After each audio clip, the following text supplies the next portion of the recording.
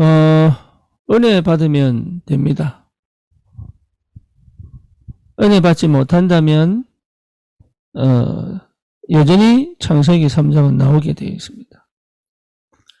은혜가 없으면 창세기 6장에 머물게 되죠.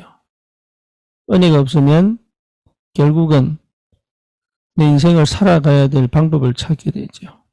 그게 바벨탑입니다. 사람들은 그 속에 있기 때문에 어쩔 수 없죠. 종교를 찾고 우상을 섬길 수밖에 없죠. 결국은 멸망인데 멸망으로 보이지 않죠. 결국은 죽음인데 죽음으로 보이지 않죠.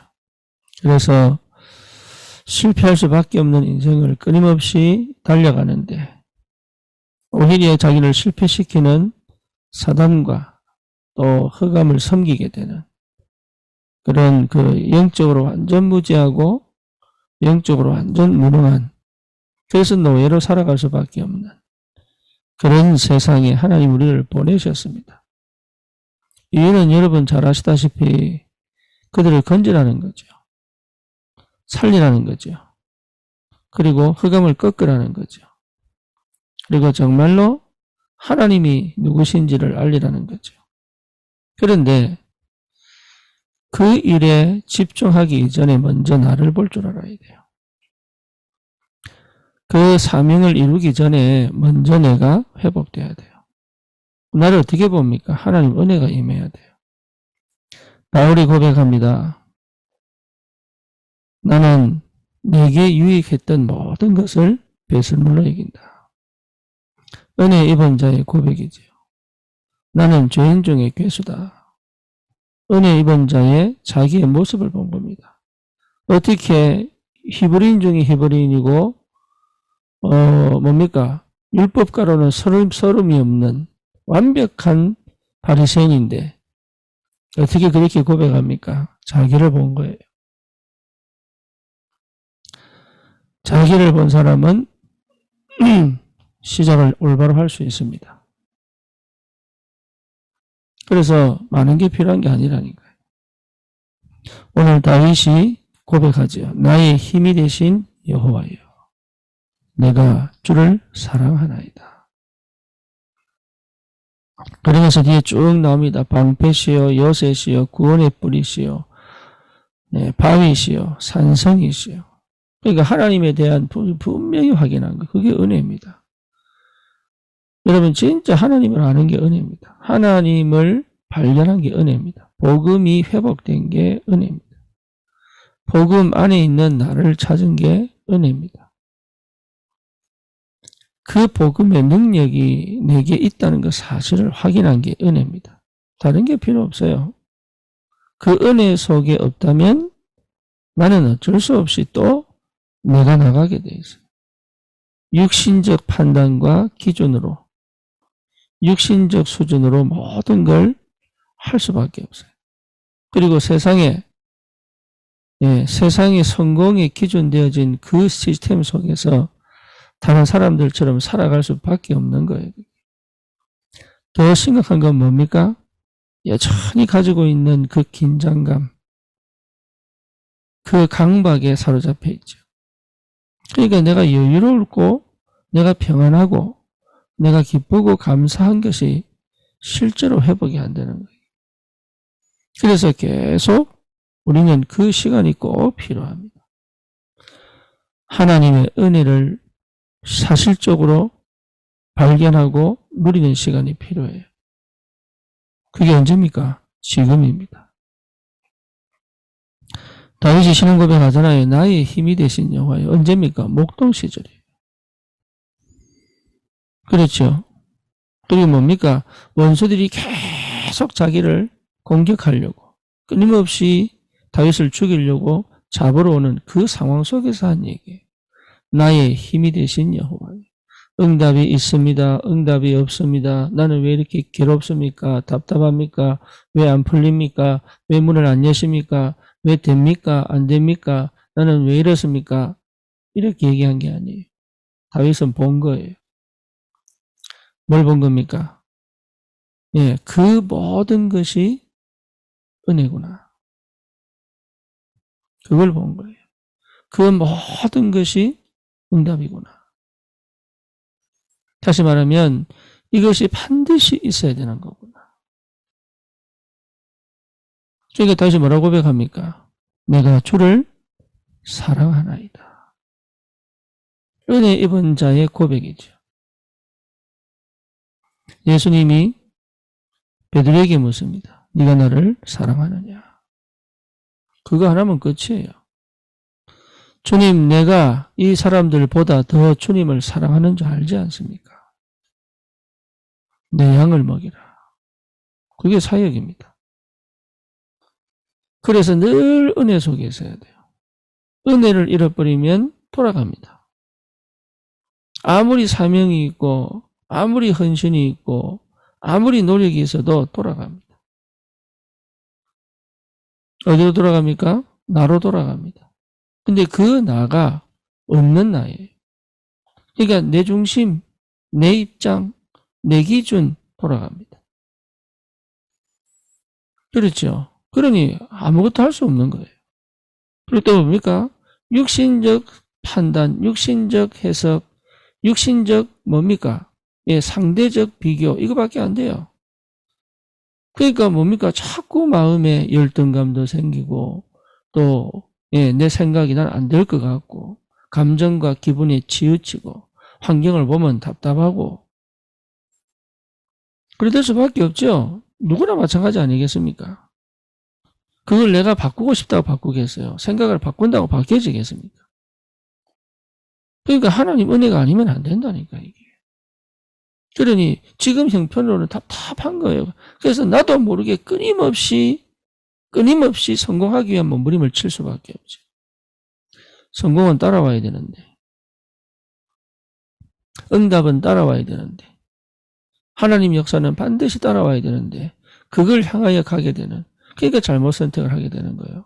나도 모르게 실수하게 되고 나도 모르게 뭡니까? 하나님 주신 축복보다도 더 많은 것을 보게 되는 다시 말하면 복음보다 더 앞서서 보게 되는 것들이 너무 많은 거죠. 이 상태에서는 할 수 있는 게 아무것도 없습니다. 해도 안 됩니다. 하는 것처럼 보여도 결국은 스탑이 되고 무너지게 돼 있어요. 근데 그게 은혜. 그게 은혜입니다. 그래서 반드시 회복하셔야 돼요. 뭘 회복하십니까? 하나님의 은혜를 회복하는 나만의 대면의 시간이 꼭 필요해요.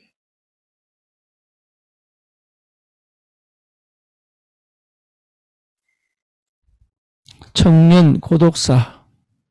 제가 몇몇 분에게 보냈는데, 여러분 이거 좀 찾아, 저기 영상 보세요. 청년 고독사. 수도권에만 수백 명의 아이들이, 예, 홀로 남겨진 방에서 언제 죽었는지 모르게 죽습니다. 이유가 뭐냐? 희망이 없거든요. 그럼 희망이 없느냐? 아니에요. 하나님은 nothing에서 everything으로, no time에서 every time으로, no way에서 every way로. 하나님은 그렇게 역사하실 수 있다. 나는 없는 것처럼 보이고 나는 안 되는 것처럼 보이고 나는 못하는 것처럼 보여도 하나님은 새로운 문을 여실 수 있단 말이에요. 이게. 근데 그게 안 보인단 말이죠. 왜? 은혜가 없으니까. 공부를 안 했겠습니까? 노력을 안 했겠습니까? 방법을 안 찾았겠습니까? 없다니까요. 안 보인다니까요. 그래서 진짜 복음을 회복한 은혜의 사람은 서밋이 됩니다. 저는 어제 세월호 그 현장을 안 가봐서 잘 모르겠는데 여러분 어떠셨습니까? 그냥 불쌍하다 안 됐다 이 차원으로는 사실 볼 수가 없는 거예요. 그게. 그렇죠. 언약적 관점에서 보지 않으면 절대 해결이 안 되죠. 예, 은혜 받은 자의 눈으로 보지 않으면 절대 해결이 안 되죠. 그래서 그게 도전하는 겁니다. 뭐요? 내가 은혜 받는 시간이 꼭 그게 도전, 그게 영적 전쟁이에요. 그게 안 되니까, 그게 뭔지 모르니까 피조물을 섬기는 거거든. 그게 안 되니까 귀신 섬기는 거잖아요. 그게 나에게 복을 주는 줄 알고, 그게 나의 편안을 주는 줄 알고, 그게 내 미래를 보장하는 줄 알고. 그러니 뭘 못 봅니까? 예. 결국 영적인 어마어마한 저주와 재앙이 밀려오는 걸 못 보잖아요. 사람들은 그 내일이 아니기 때문에 또 잊어갑니다. 그리고 사실 그 유족들은 거기 빠져 있으면 안 돼요. 진상규명 아니고 맞고 이런 문제가 아니라니까 그게. 언약 붙잡아야 돼요. 언약. 사고는 계속 나는 거예요. 막는다고 안 납니까? 그렇잖아요. 그러니까 실제로 이 사람들은 거기 멈춰 있는 거예요. 8년 전입니까? 그 시간이 멈춰 있는 거예요. 자기 인생 거기 멈춰 있는 거예요. 그게 더 큰 저주입니다. 그게. 오히려 그걸 언약으로 딱 붙잡고 발판을 삼아서 새로운 하나님의 역사를 따라 인생을 새롭게 준비하고 가야 되는데 거기 딱 멈춰 있는 거예요. 그러면 그 가족도 멈춰 있죠. 그 자녀도 다른 자녀들도 멈춰 있을 거예요. 참 안타깝죠. 안 보이니까. 그래서 여러분 꼭 확인하셔야 돼요. 은혜. 그 복음을 회복한 은혜. 복음을 가진 은혜. 복음 안에 있는 은혜. 복음이 전부 다라고 고백할 수 있는 그 은혜. 진짜 복음이면 된다고 말할 수 있는 그 은혜. 정말 복음 안에서 내가 찾아진 그 은혜. 나는 자존감도 없고 나는 능력도 없고 나는 실력도 없고 나는 아무것도 할 수 없고 나는 갇혀있고 닫혀있고 나는 묶여있고 나를 잃어버리고 있었고 이 상태였는데 하나님이 나를 완전하게 회복시키셨어. 전도자로 나를 살리고 가정을 살리고 후대를 살리고 지역을 살리고 현장을 살리고 시대를 살릴 수 있도록. 네, 그게 하나님의 은혜입니다. 이 의미 있는 이유 있는 삶이 되잖아요. 가치 있는 삶이 되잖아요. 하나님이 이걸 이루시려고 영적인 축복과 배경으로 보좌로 함께 계시잖아요. 나의 힘이 되신 여호와여. 하나님 그렇게 보이면 돼요. 나의 방패시여, 나의 요새시여, 나의 산성이시여, 나의 바위시여, 구원의 뿌리시여. 예, 은혜 번자. 은혜 받으면 돼요.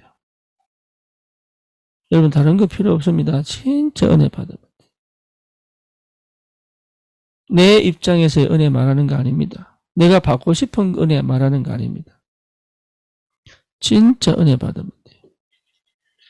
그게요 보통 축복이 아니거든요. 다른 거 필요 없습니다. 은혜 받으면 돼요. 은혜 받으면 용서도 됩니다. 은혜 받으면 여러분 자신을 사랑하게 돼요. 은혜 받으면 주를 향하여 눈을 들게 돼요. 은혜 받으면 기도 속으로 가고 싶어져요. 은혜 받으면 말씀을 듣고 싶어져요. 은혜 받으면 예배가 전부 다라는 걸 알게 돼요. 은혜 받으면 정말로 내가 구원받을 수 없는 절대 불가능의 사람이구나 알게 돼요. 은혜 받으면 내 안에 계신 그리스도가 절대 가능의 응답 속으로 인도해 가신다는 것을 보게 돼요. 은혜 받으면 살릴 수 있어요. 왜? 그 은혜는 그리스도이기 때문에. 내가 울고 내가 웃고 이게 은혜 아닙니다. 은혜는 그리스도입니다. 그리스도가 발견된 그 축복의 사람으로 하나님 나를 부르신 거예요. 그래서 복음 하나면 됩니다. 참 감사하게도 하나님 우리에게 다락방을 하도록 은혜를 주셨어요. 세계복음을 할 수 있는 말씀운동을 할 수 있도록 생명을 살리고 복음을 전할 수 있도록 은혜를 주셨어요.